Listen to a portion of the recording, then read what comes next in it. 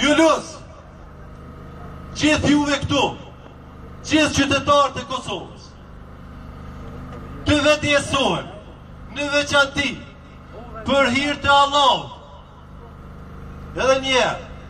për hir të Allahut, i bëj thirrje të gjithë hoxhallarëve, në veçanti imamëve në tërë Kosovën, që në hutbet e tyre të gjumos, qysh nga sot e deri në realizimin e kërkesave tona, të flasin vetëm për këto gjëra për çka ne jemi mbledhur këtu.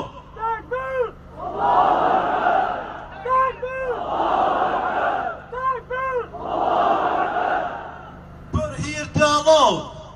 i bëj thirrje çdo njerit, çdo qytetarit shqiptar të Kosovës, që ndjen veten musliman, që në çdo vend, në familje,